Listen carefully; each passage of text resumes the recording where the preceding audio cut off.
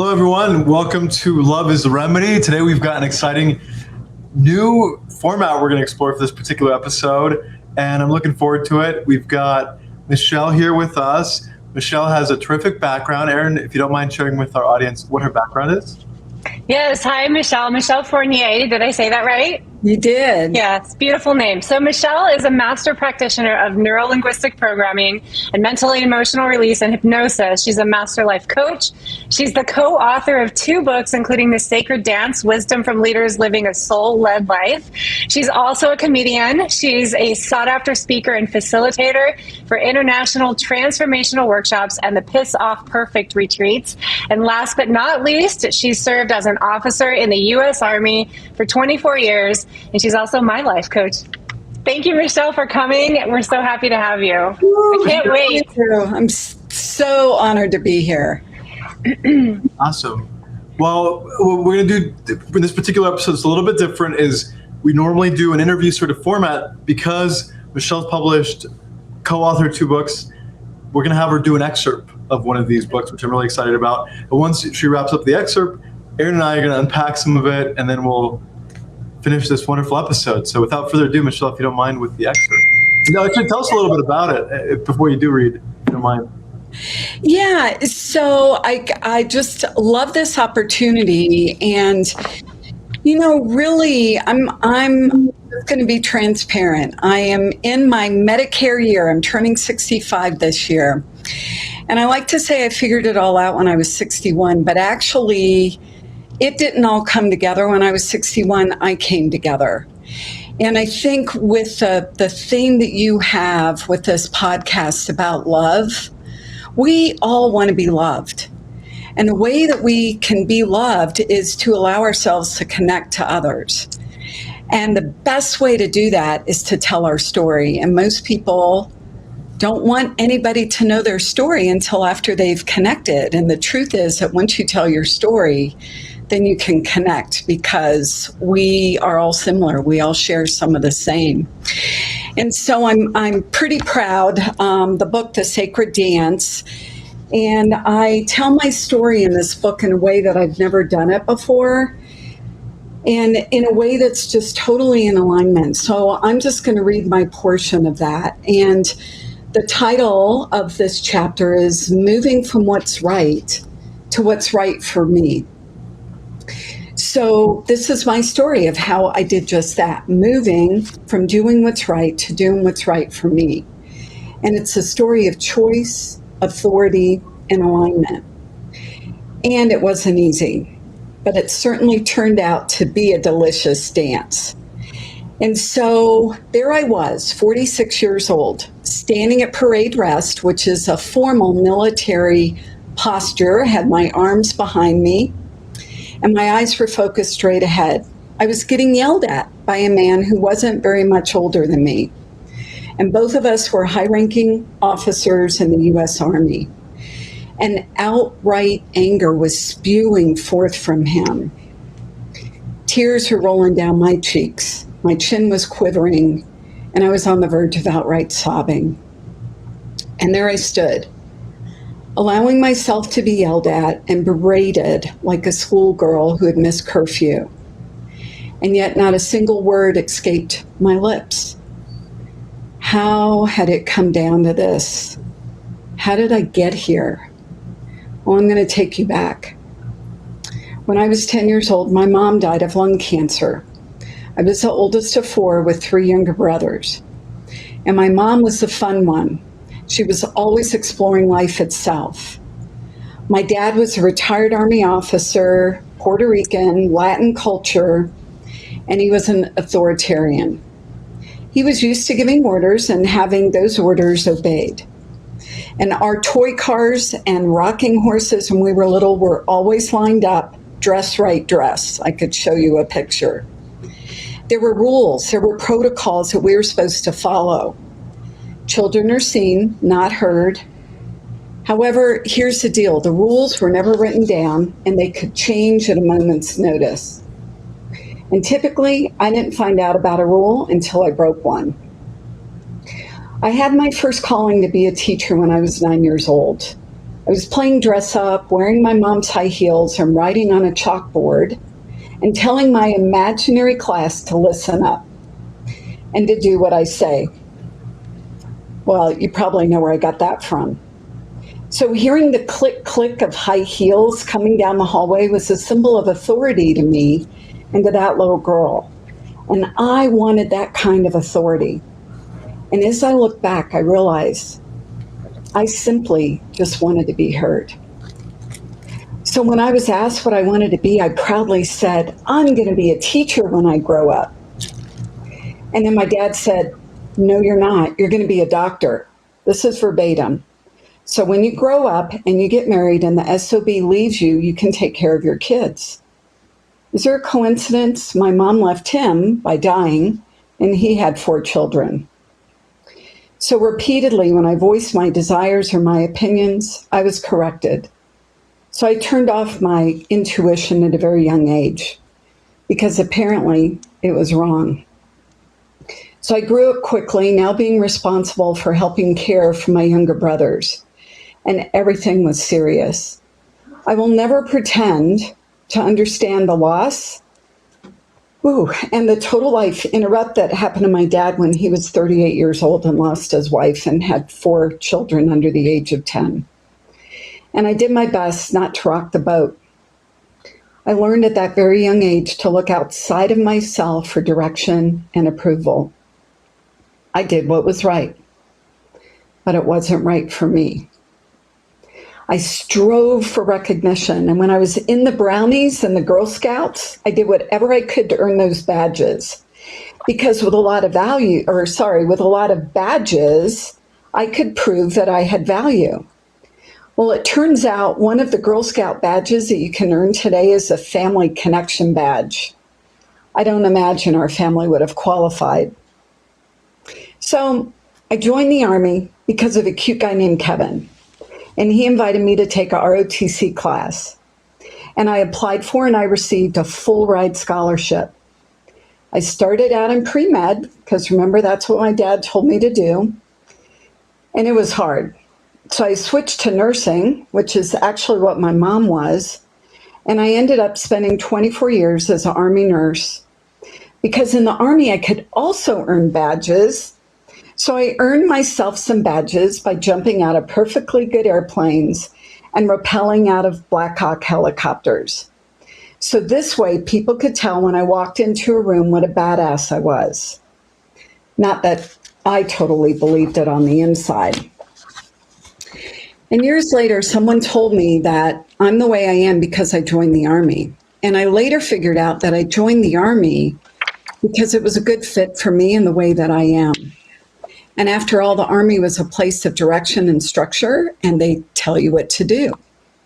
So I stayed for 24 years. I did what I thought I had to do to get recognition, approval, promotions, and security. And overall, I had a very successful career.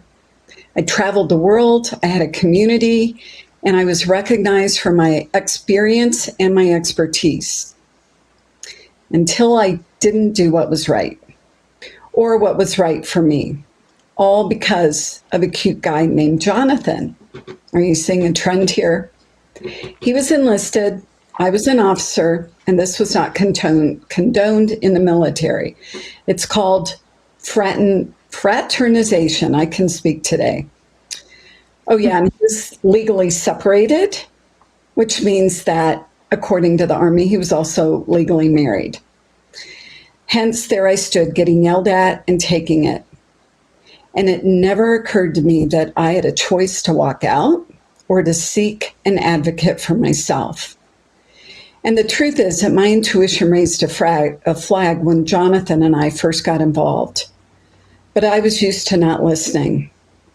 And I so desperately wanted to be loved. And he was fun. And I loved the fun. And my heart yearned for fun and carefree. So I forfeited my promotion to colonel, my position as the chief nurse, and ultimately my military career. Now, around the same time, I attended my first personal growth workshop, and I learned about limiting beliefs, self-sabotage, and how my thoughts will ultimately create my reality. I had a lot of self-doubt. On the outside, I portrayed that badass, though I frequently sought out a friend or two or three to double-check all my decisions. I felt like a fraud, seemingly put together and not so much on the inside.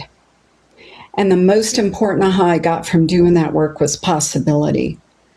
The possibility that I could change, that my life could change, that there was hope, and that I might actually be able to create a life that I loved, but more importantly, to be true to myself. And so began 2 decades of work on myself. I became highly involved with a personal growth company. I took all their advanced courses. I volunteered thousands of hours to support their trainings. And my teacher spark was reignited. I was doing presentations. I was damn good at it. I coached, I co-facilitated some of their programs, again, as a volunteer. And I began pursuing the opportunity to be a paid trainer or facilitator for the company. But there was no clear path and there was no rule book. The carrot was dangled. I was given assignment after assignment to complete. I did everything I was asked and yet never qualified to get approval to be hired. And in the process, I was being who I thought I had to be to get approval, their approval. I was doing what was right for them, but not what was right for me. I chased that carrot for 15 years. And while I was figuring out what I truly wanted to be when I grew up, I spent another 10 years in corporate America, climbing the corporate ladder in the civilian world this time, starting out as a consultant, then a director in an international company. I wore dress suits and finally had on high heels. I was in front of the rooms teaching, giving presentations, and again, I was damn good, making a lot of money, and yet something was still missing. And by now, I was in another relationship with a cute guy named Leaf. I was on the road 5 days a week, and that relationship was really just a weekend event. My time and efforts were going into my job. My relationship with myself was lacking, and so it was with Leaf as well. And the thought of living this way unfulfilled for the rest of my life was frankly very depressing and soul-sucking. Again, I was doing what was right, but not what was right for me. And our company started undergoing significant changes, and I was informed that my role was changing. I was given a description of my new responsibilities. I felt so constricted and realized at that moment that I was living a life that was designed by somebody else. In fact, everybody else, just not me. And so there are pivotal events in every life, and I call them choice points. And I also call them soul friends.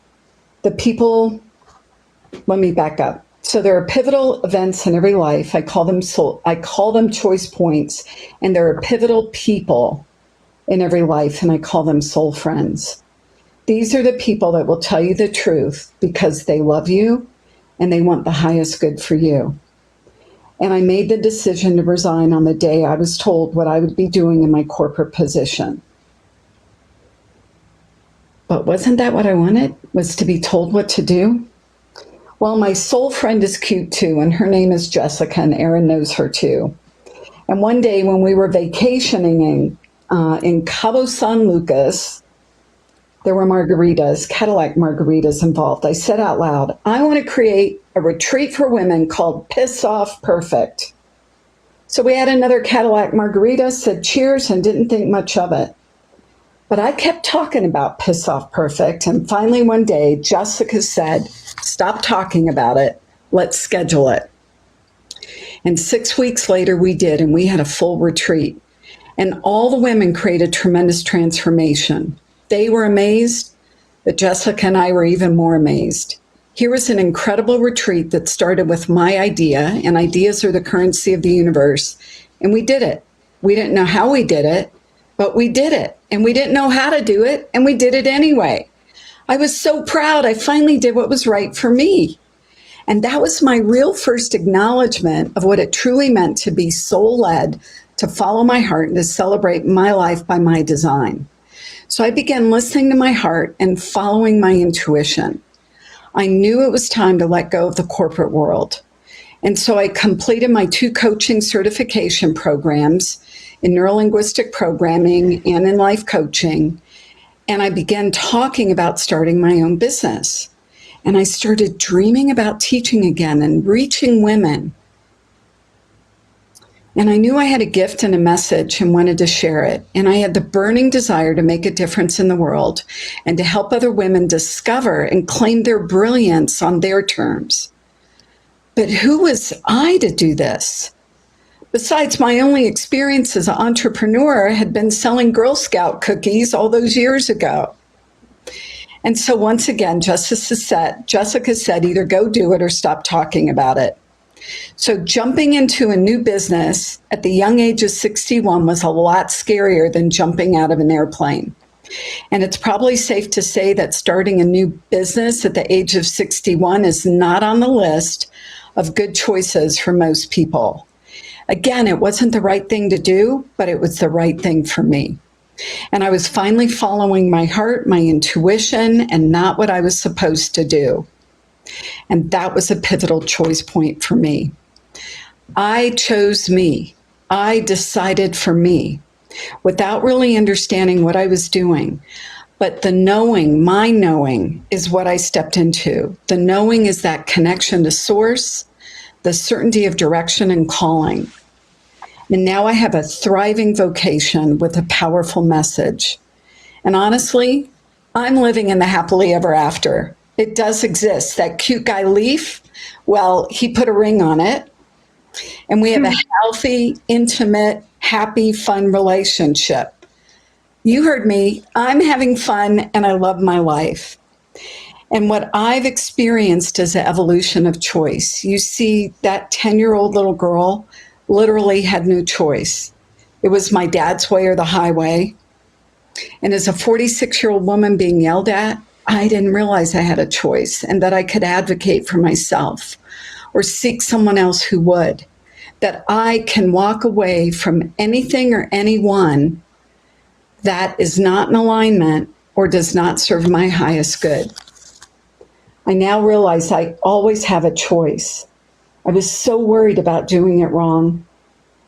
Though that was about other people, I never considered the considerable damage I created in my life by me making me wrong. I'm so grateful that I no longer make me wrong. I choose me, and making a choice that is in alignment with me is always a winning choice.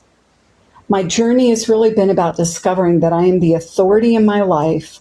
I am the person who calls the shots for me, and I truly can live a life by my design. And when I default to the design of others, it's still my design. The authority I was looking for outside of me was in me all along. And I've also separated the authority of teaching, right? The pay attention, listen to what I'm saying, to delivering a message that resonates with me. And ultimately, power is in the self-discovery. The highest kind of teacher reflects to us our own wisdom. And this is what I aspire to. I know my learnings, but only you know your learnings. You see, I spent so many years looking for the right answer. And the right answer is the answer that's right for me in the moment. And I've let go of other people's rules, especially when they're not clearly expressed. I had no chance of being successful on somebody else's terms if I don't even know what they are. And my true chance of success is being successful on my terms. When we follow what's right, we close ourselves off to even better still. And the even better still is the allowing of the universe, of the unfolding of the universe, of God, of spirit, whatever that is for you, and all of its infinite possibilities. After all, how can you ever expect to have a perfect plan to get somewhere you've never gone before? The universe has way more ideas, resources, and paths than we could ever imagine. And as I close, I've always loved to dance. Life is a dance, and in my darkest moments, dance always raises my vibration. In my light moments, dancing is a celebration. Choose your music and your beat. I love salsa. Bust the move, right? Allow the unfolding of the universe, because when I'm in alignment, I'm in the flow and everything works. When I'm resisting, trying, chasing, or desperately seeking something outside of myself, that's force energy. Life doesn't work well through force. With flow comes peace, and flow attracts harmony and aligns resources. So now I'm free to be me. I dance in my choices without explanation or apology. You see, whenever we follow our hearts, or as I love to say, live a life that makes your heart sing, we create the delicious, and I love the delicious. I'm so grateful for the lessons of my past. My caution to you is to be informed by your past, not anchored to it. Take the positive learning and move forward. There's a saying that if you take a leap, the net will appear. I'd like to say that and to suggest to you that if you make a choice for what makes your heart sing, the leap will appear. I took the leap, right? I'm now an award-winning international coach, helping women and men create a life that makes their heart sing. Jessica and I are still leading our sold out Piss Off Perfect retreats in Colorado and in Cabo. And I help clients using my NLP to eliminate self-sabotage. And I share with all of my clients a system to help create a life that makes their heart sing their way. One of my favorite lines from the movie, A Few Good Men, at the end of the movie, there's a senior ranking sergeant is answering the junior soldier's question. What did we do wrong? I don't understand. Right after they had just been convicted for doing what they were told to do. And his response was, we were supposed to fight for people who can't fight for themselves. The truth is, each one of us has the right to advocate for ourselves and what lights us up, and to show someone else the way. As it turns out, apparently, I don't need to wear a badge on my chest or arm to have honor and to have value. This is the happy ending, and it doesn't have to end, does it? I've decided for the delicious. Won't you join me? Thank you so much, Michelle. That was beautiful. And I love hearing, your story. I wanted to, first of all, I love being read to, so I just really took all that in.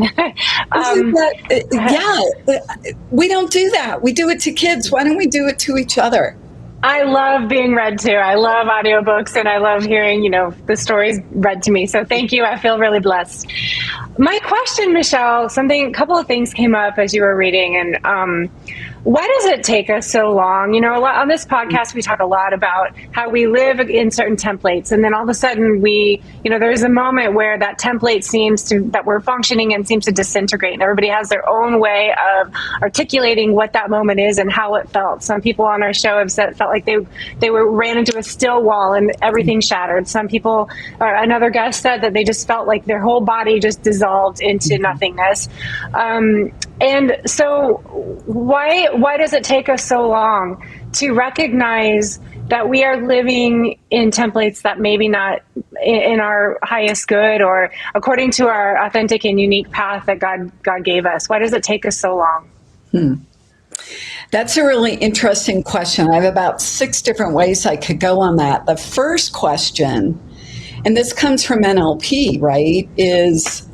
and when you say NLP, you mean Neuro-Linguistic programming. Thank you. Yeah. Yes, so, and it's a beautiful.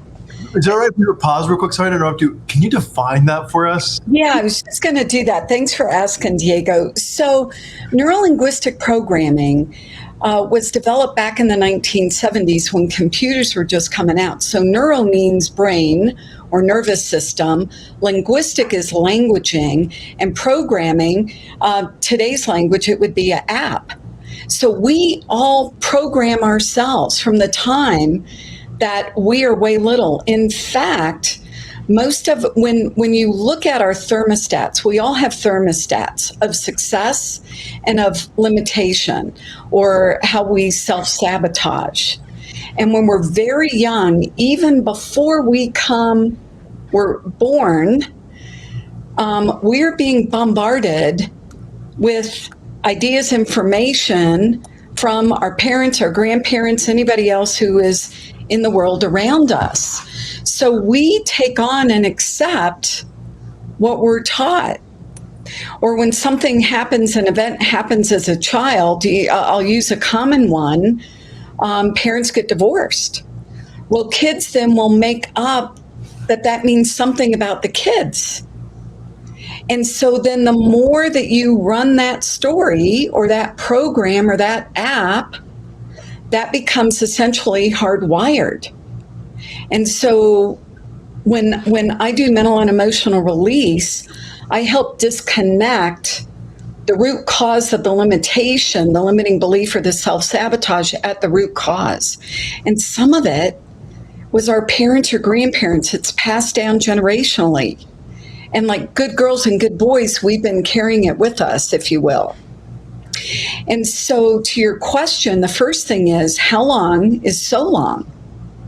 Right? I would say that it takes all of us as long as it takes.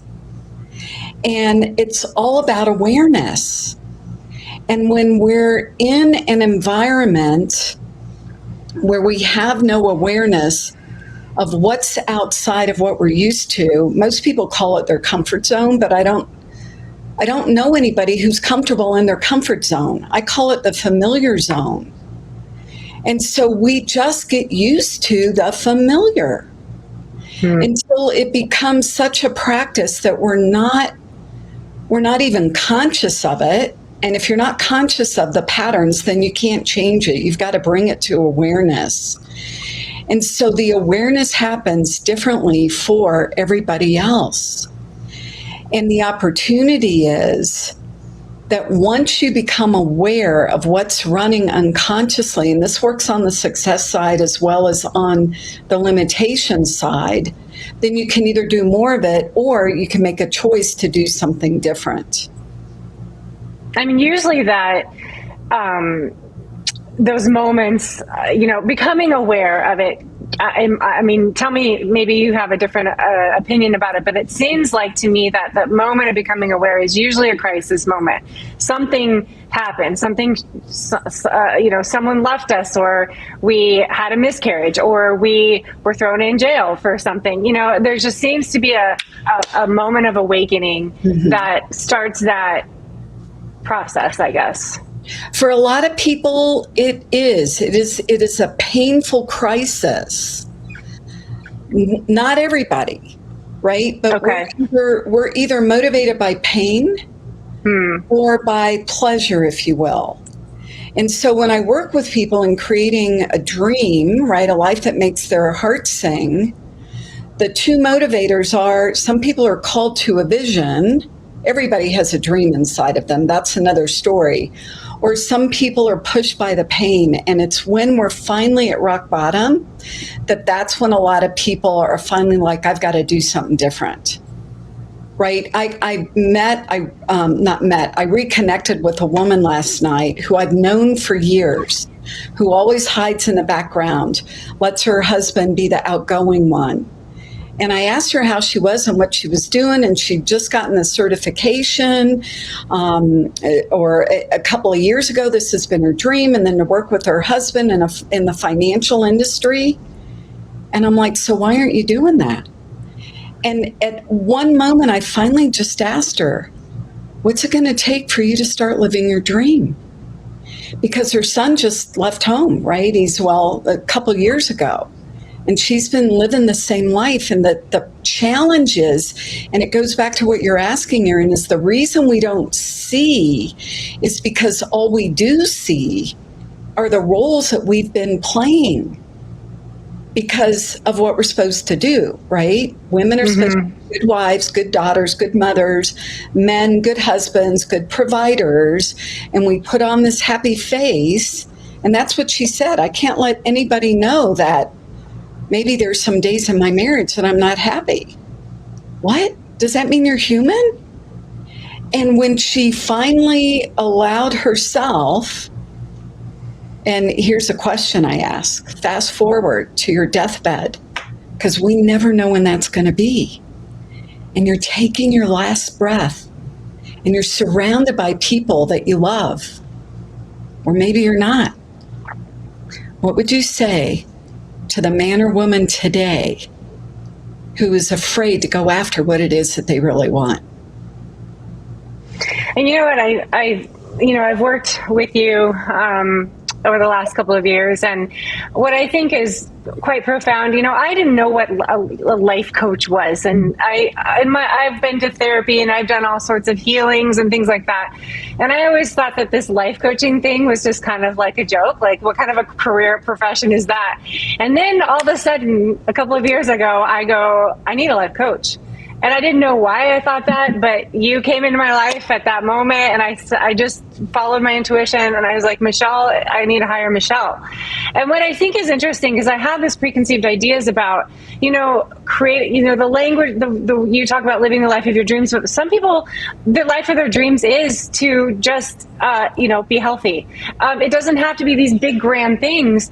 I know you work with a lot of different people that have a lot of very unique, and, I think one woman had this dream of opening, living on some kind of a farm or something. I can't remember, in Ohio, and I don't know where, but just these, it doesn't always mean that you have to be famous and giving speeches and things like that, but it can be as simple as, I just want to have the body of my dreams and get myself to the gym, and what's it going to take for me to do that? And what's limiting me from thinking that I can actually have that? You know what I'm saying, Michelle? I just think it's really interesting and unique that you have this, this techniques that you use to work with us. It's not fluffy at all, man. Those sessions with you, those NLP sessions were like 4 or 5 hours long on 2 different days. And you were phenomenal, just getting right in there with me, not letting me hold on to things that I was holding on to things, and I was digging my feet in, and you're tough, and you hold me accountable. And I think that that's something that I didn't understand before I got into working with you, is that 2 things, is that the life of my dreams doesn't have to mean I'm, a multimillionaire driving Ferraris. It can mean that my life of my dream is that I have, I adopt a couple of children that I always, that I wanted, and then the methods and the way you help people is so not about fluffy language. It's really, you get in there with us, and you speak very truthfully to us about the lies that we're still telling ourselves, which I think is quite beautiful. I'm glad that you brought that up. Yeah, everybody's dream has value, and no dream is better or less than another dream. It's what is calling you. I believe, and this is a foundational tenet from my Dream Builder program, I believe that life itself, life with a capital L, again, whatever that is for you, whether you believe in God, universe, spirit, infinite, life itself is seeking a freer, fuller, more expanded expression of itself through you that only you can express. And so whether that, I had a client who, we used to run these masterminds for entrepreneurs, and we found out we weren't talking business, we were talking life stuff. And one of my clients was a guy, and he was angry at his wife's ovaries because they wanted a baby and she wasn't producing a baby. We did coaching around that. And it was as simple as start loving those ovaries. Start talking kindly to them. Words have power. And let me tell you about words. This is coming up. Dr. Emoto was a Japanese physician who did this experiment with words. and literally studied water, contaminated water from rivers, water that had been prayed over, took jars of water and put sticky notes on them that had words like thank you and love and I hate you. And then would freeze the water and study the crystallized water. And the water that had the words, now they didn't even speak to the water, they just put a sticky on it. And the water that said, I hate you, I mean, it was just ugly. And the water that was like, thank you, it was beautiful, like a beautiful snowflake. Well, those words that we tell ourselves, most of us would not allow anybody to speak to the people that we love the way that we speak to us. That's damaging. And Deepak Chopra said it this way, that our bodies are always eavesdropping on our minds. So Alex started loving on his wife's ovaries. Their baby, I think, is 4 months old now. They couldn't have babies for years. Now, I'm not promoting myself as a fertility coach, but really a life coach is about helping you navigate and design a life that you love and leaving the shit of your past in the past. See, we get, again, going back to the question about why does it take so long? It doesn't matter. And we get hung up on, why do I do this? That doesn't matter. Now that you're aware that you do this, if you're doing something that is creating successful results, once you become aware, then do more of that. And if you're doing something that self-sabotages you, once you become aware, now you have the power to change it. Since where does that anyway? Diego? I could keep talking, but you talk. You jump in here.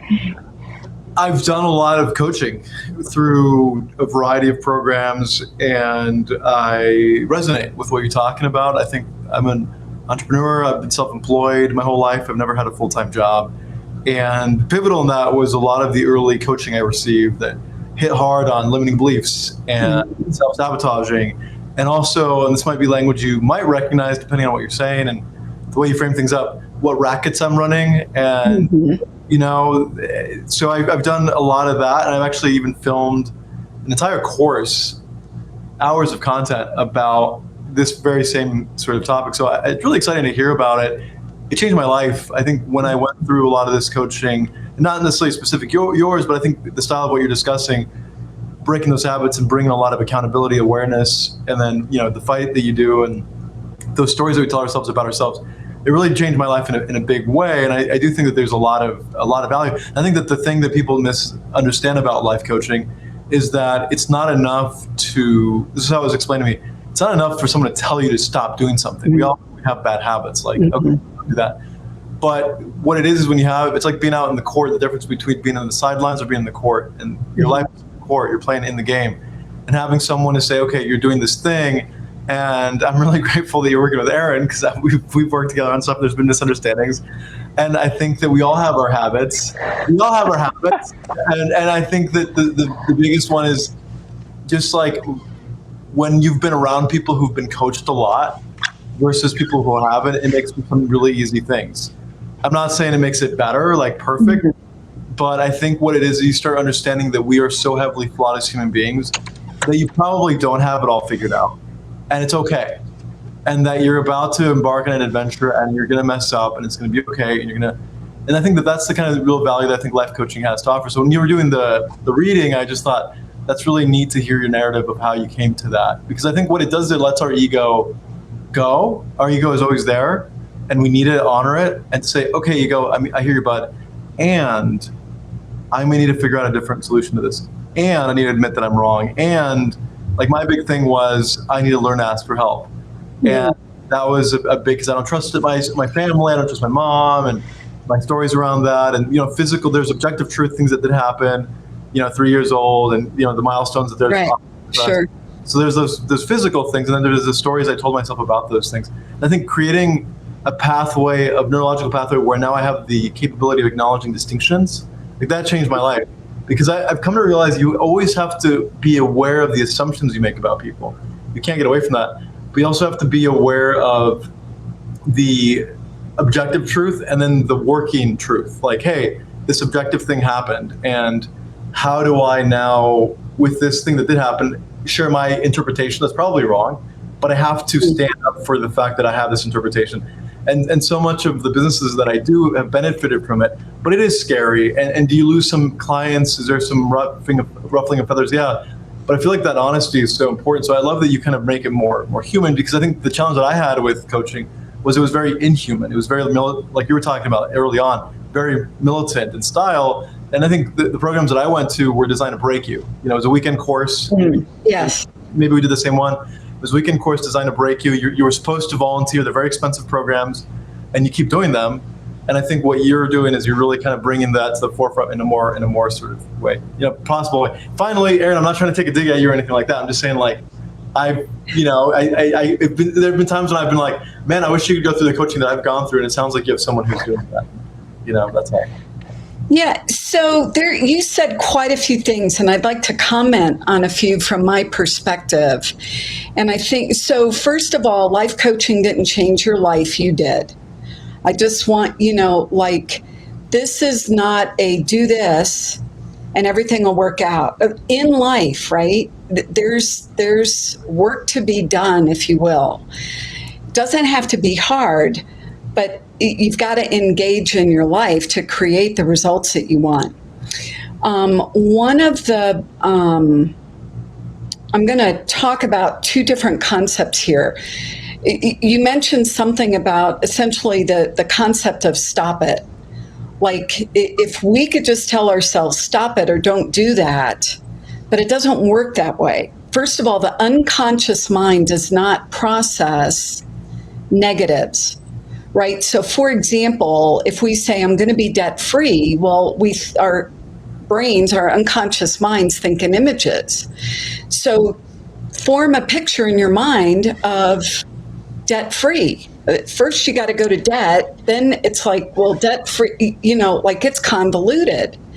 If I were to tell you, don't think about the purple gorilla with the pink polka dot bikini, you automatically think about that.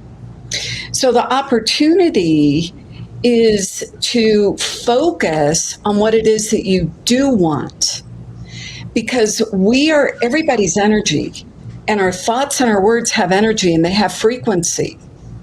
And when you're focused on lack or debt or what you don't have love, then you literally attract or create more of that, if you will.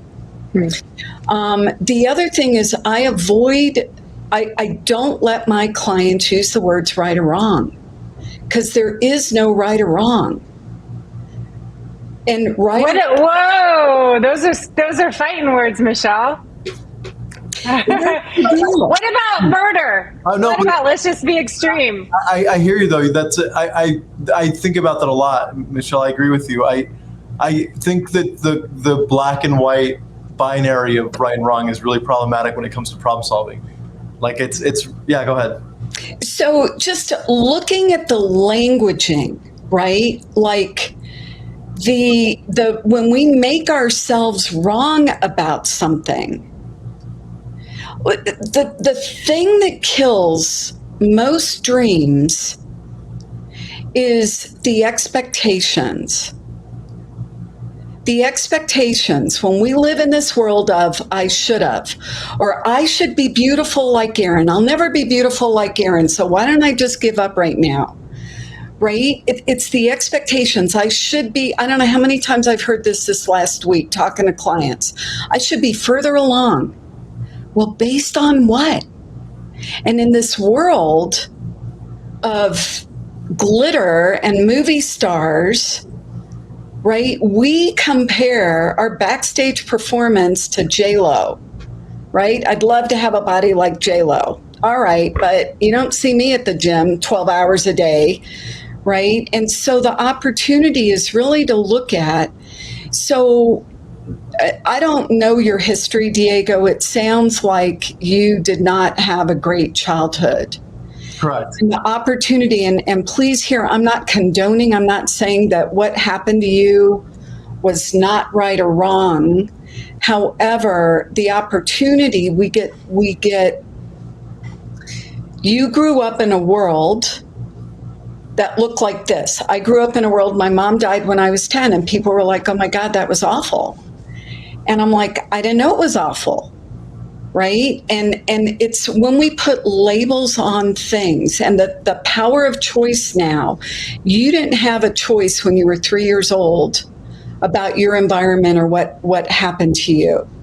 But now as an adult at 23, right, I'll give you a lovely age, you do have the choice of your experience of that now. And we've all had shit happen to us, believe me. Everybody has. The opportunity is to be informed by the past, not to be anchored into it. So that was the story then, and now how can you move forward with an empowering story?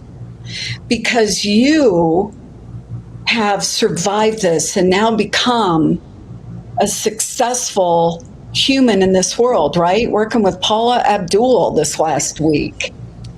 And so the opportunity, I'll go to relationships since you brought that up, right? So circumstances are neutral. Circumstances are neutral. And a circumstance is something that you can prove in court, right? So I can prove in court that I co-authored this book. Now, any meaning that I put to it is a thought. So, oh my God, I'm published, I'm an author, right? Yay me. I told you I'd work this in. Yay me. But, and if someone else is thinking, oh, how did you do that? Or I don't think you have a good story.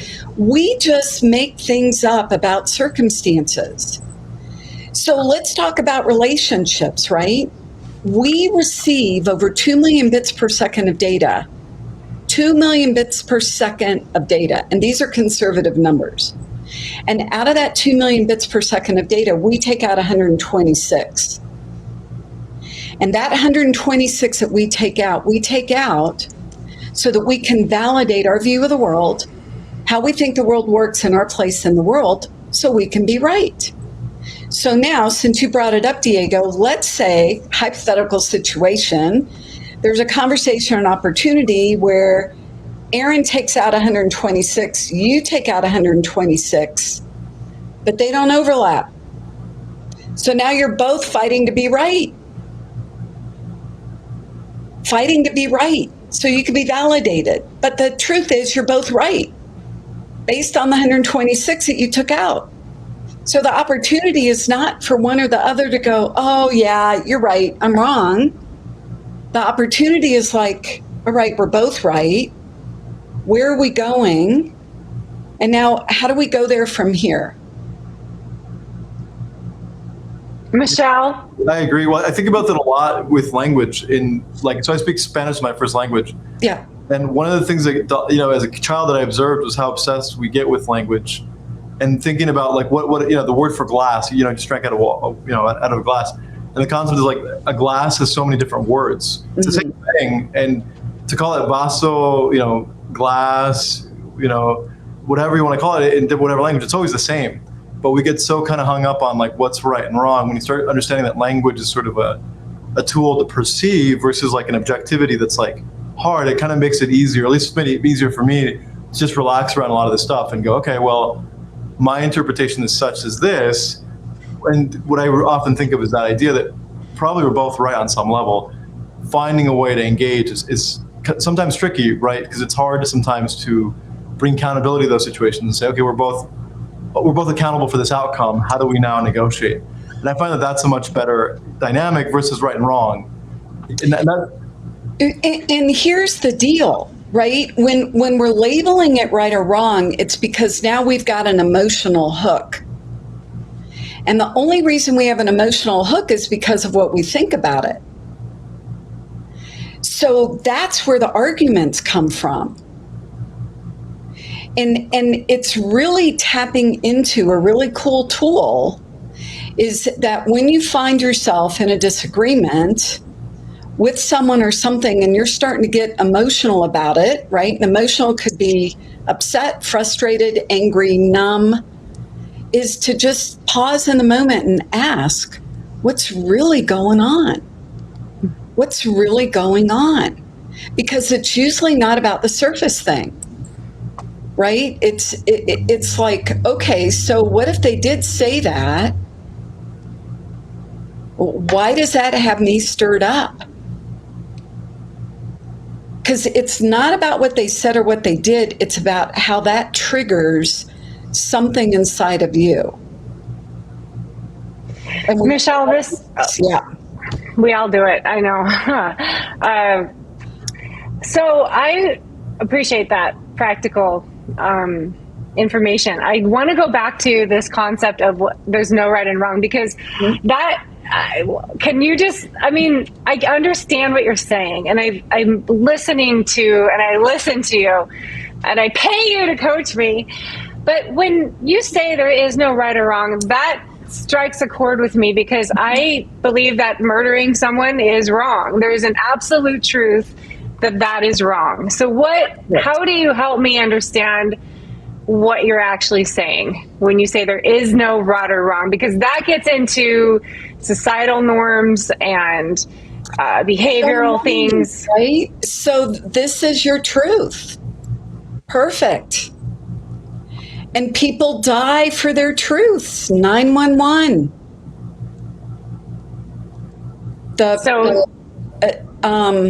So I don't agree with murder.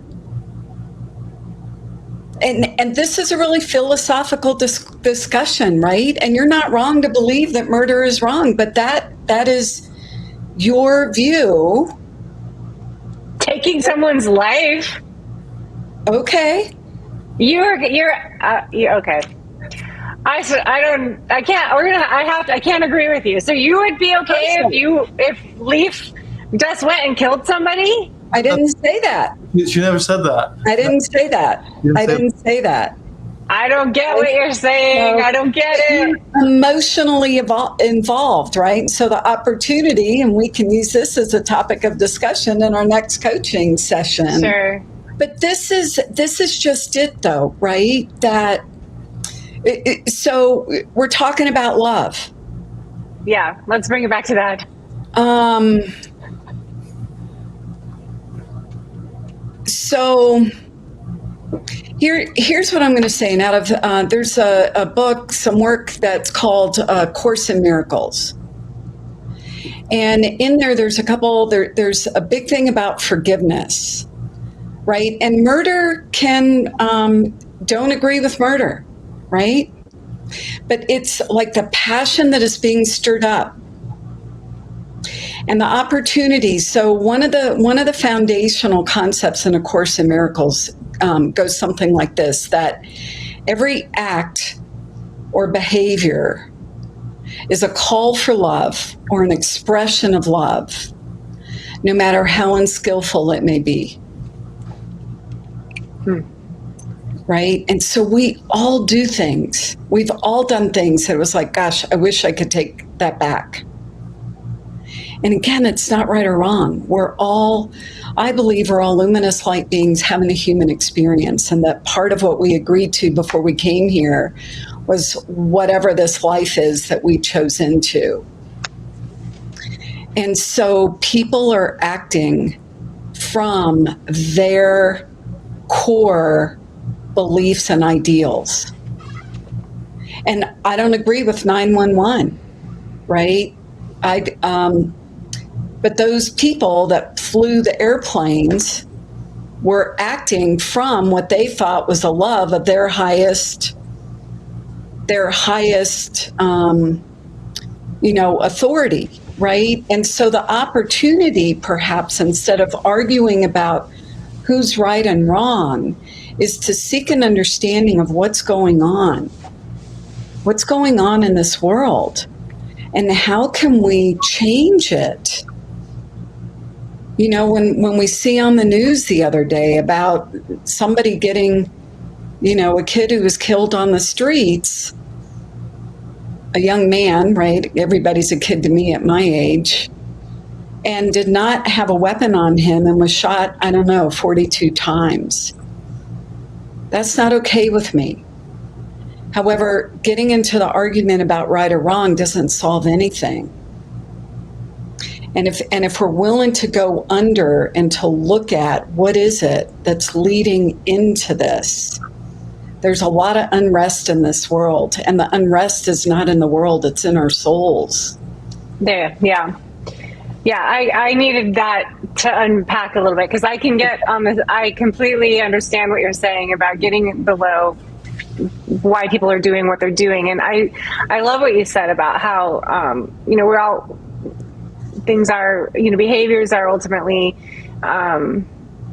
we all deeply want to be loved. And I want to ask you, so we're wrapping up our time here. It's gone so quickly, but thank you for everything. So we do talk about the theme of this is how love is the remedy. It's a remedy for the unrest of our soul. And if we focus on the aspects and the elements of what love really is, it doesn't always let us stay the same. In my experience, my 126 bits that I pulled out, I believe that in my experience of love is that it hasn't let me stay the same. It's asked me to look at myself and clean out things that aren't true and beliefs that aren't true, to free my soul from the things that ail it. And so that process for me hasn't been easy or fun, but I think, Michelle, that maybe I can look at it differently from here on out.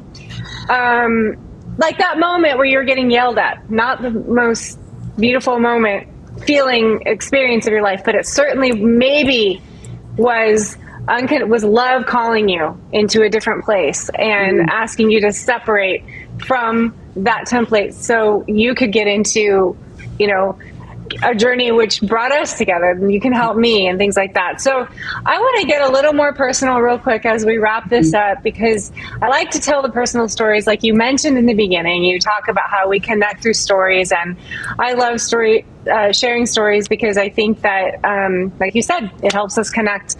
And we can sometimes see ourselves in someone else's willingness to be vulnerable, and gives us the chance to do so.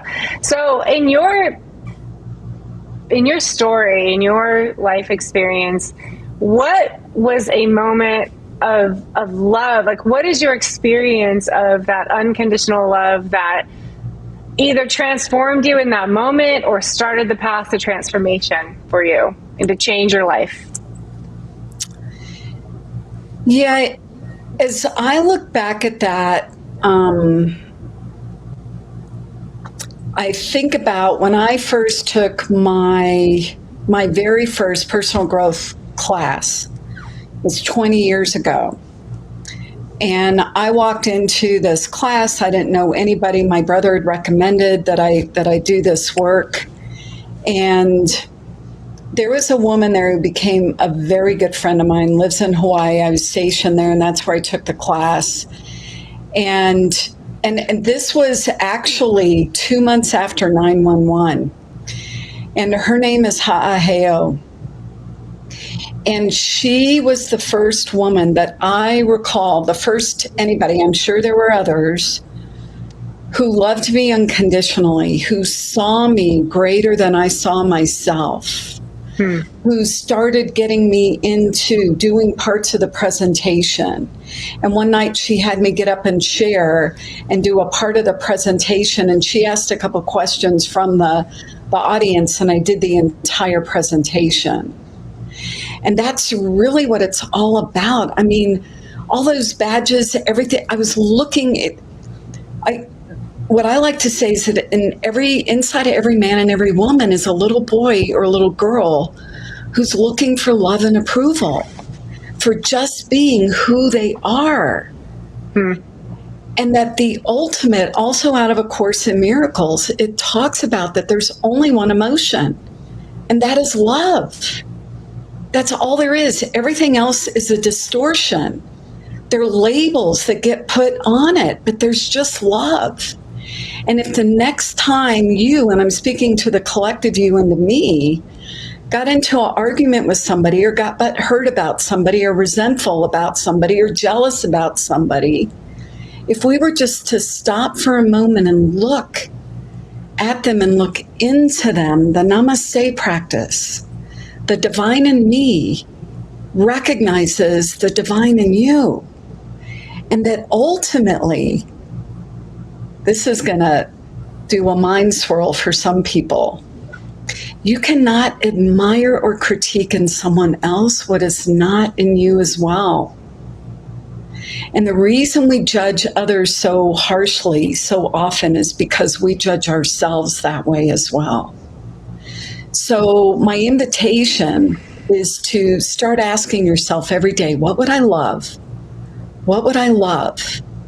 And that when you're looking at your fellow person, whether there's somebody you know or you don't, you're passing somebody on the street, that you just look at them and into them with love, with just love.